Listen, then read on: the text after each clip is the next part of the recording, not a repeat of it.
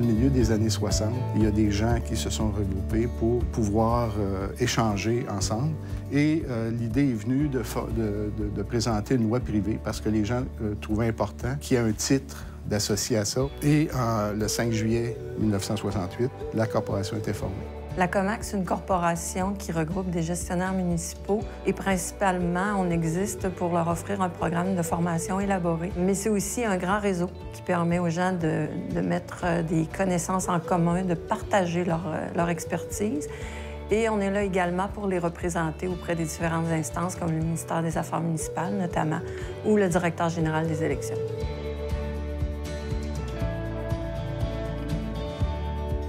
L'intérêt d'être membre COMAQ, c'est tout ce qu'offre la COMAQ en termes de possibilités de réseautage avec des collègues, des pairs dans le même domaine. Puis on est dans un domaine municipal où c'est difficile de demeurer spécialiste. Souvent, il faut devenir généraliste et la formation continue devient très importante. Il faut se tenir à jour et la COMAQ offre un beau programme. Donc, on a accès à une qualité de formation qui nous offre cette possibilité-là de se tenir à jour. On offre une cinquantaine de formations différentes chaque année. C'est très spécialisé. C'est des formations qu'on espère pratico-pratiques. Et ces formations-là sont accréditées par 2 institutions universitaires. La première, l'Université de Montréal, qui nous appuie depuis plus de 20 ans. Et depuis près de 15 ans maintenant, HEC Montréal aussi, qui nous aide à développer un programme en gestion. Il y a cette espèce de sécurité-là ou de collaboration, de points de vue différents aussi, parce que tout le monde ne pense pas nécessairement de la même façon. C'est un partage de solutions ou de façons différentes de travailler. Puis au bout de la ligne, bien, ça enrichit beaucoup notre travail à nous.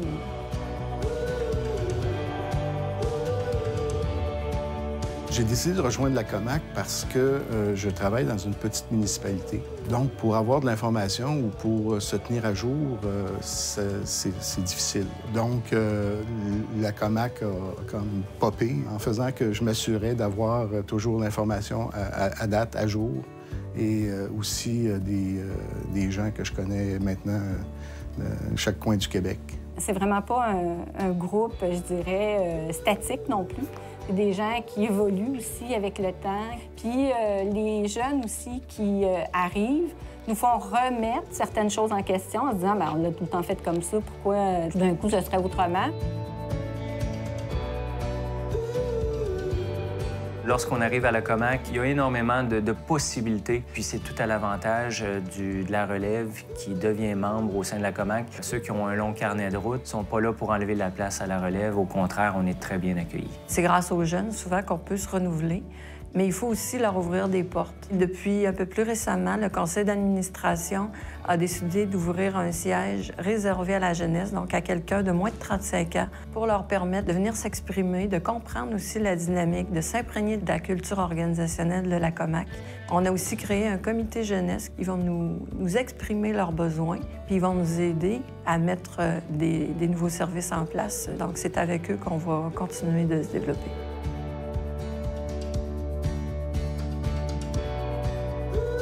Ce qui me passionne à la COMAQ, c'est les membres. Les membres qui participent, premièrement, qui nous suivent, qui nous font confiance. C'est extrêmement important de travailler dans un climat de confiance. Et ici, à la COMAQ, on a la chance d'avoir un conseil d'administration qui nous fait confiance. On est tous très engagés. On aime rentrer travailler le matin et savoir qu'on fait une différence dans la vie des membres. Puis quand on se fait dire qu'ils sont contents, nous, ça nous rend heureux, tout simplement.